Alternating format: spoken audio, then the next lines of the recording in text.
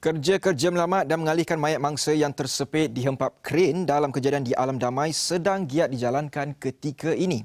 Cabaran diharapi memandangkan anggota penyelamat bimbang risiko runtuhan berlaku sekiranya kren tersebut diangkat. Untuk laporan bersedia di lokasi kejadian, wartawan Esrawani Hasimi Muhammad. Silakan Hasimi. Baik, terima kasih rakan setugas di Bukit Kewangan. Perkembangan dari lokasi kejadian kren runtuh di Jalan Alam Damai ketika ini apa yang dapat saya bawakan untuk jam ini. Maklumat yang kita baru terima maklumkan bahawa kerja-kerja menyelamatkan mangsa nahas yang tersepit di bawah kren gantri sedang giat dilakukan ketika ini oleh pihak berkuasa yang terdiri daripada pelbagai badan termasuk juga bomber dan juga pihak kontraktor, di mana Prolintas maklumkan kepada kita bahawa kerja menyelamatkan mangsa yang tersepit kemungkinan akan selesai esok, tidak dapat diselesaikan pada malam ataupun tengah malam ini, di mana mayat mangsa ketika ini masih lagi tersepit dan dijangka akan dapat dikeluarkan esok. Cuma durasi masa dari sudut untuk mengeluarkan mangsa itu masih belum dapat disah akan ke setakat ini. Namun kalau kita boleh rangkumkan sedikit ketika ini, sebentar tadi telah pun selesai juga kerja-kerja dari sudut teknikal seperti welding dalam usaha untuk mengukuhkan struktur beam dalam mengelakkan sebarang risiko runtuhan sekiranya berlaku ke aktiviti mengangkat kren gantri itu untuk mengeluarkan mangsa nahas yang tersepit, dan kerja-kerja tersebut telah pun dilakukan oleh pihak bomber dan juga pihak kontraktor dalam mengukuhkan struktur beam itu. Dan ketika ini juga kalau boleh dimaklumkan juga, kalau kita recap kejadian ini, di mana pihak Jabatan Bomber dan Penyelamat Kuala Lumpur menerima panggilan kecemasan sekitar jam 8.45 pagi Isnin dan telah pun bergegas ke sini untuk menyelamatkan dan melakukan operasi menyelamatkan mangsa-mangsa.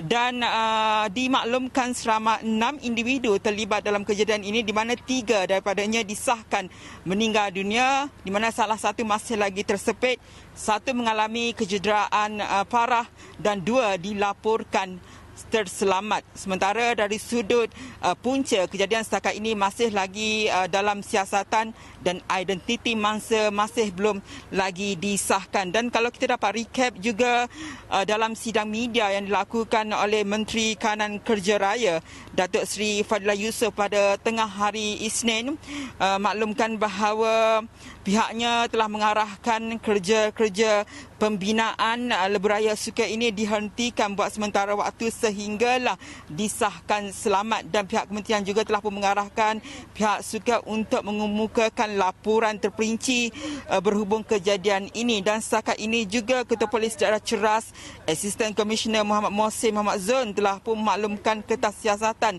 berhubung kejadian telah pun dibuka, di mana ia disiasat di bawah Seksyen 43/1 Akta Pengangkutan Jalan. Dan juga Prolintas dalam kenyataan pada malam Isnin juga telah pun memaklumkan bahawa pihaknya bersedia untuk memberi kerjasama khususnya kepada pihak polis dalam menyelesaikan isu dan insiden ini, selain memberi jaminan bahawa pihaknya sentiasa memastikan keselamatan pekerja dan juga orang awam dalam proses untuk menyiapkan lebuh raya Sukan ini. Dan dimaklumkan oleh pihak Prolintas juga dalam kenyataan, kalau memetik kepada Ketua Pegawai Eksekutif kumpulannya Datuk Muhammad Azlan Abdullah, bahawa pihaknya akan terus menambah baik proses dan pelaksanaan projek yang sedia ada yang dijadual siap pada akhir tahun ini. Rangkuman untuk kejadian pada hari ini dan apa tindakan yang telah dilakukan oleh pihak berkuasa khususnya untuk menyelamatkan ataupun mengeluarkan mangsa nahas yang masih lagi tersebut. Jadi kita akan bawakan perkembangan ini dari masa ke semasa. Pastinya perkembangan terkini adalah untuk memastikan mangsa nahas yang tersebut berjaya dikeluarkan. Kita kembali kepada rakan setugas di Bukit Kewangan.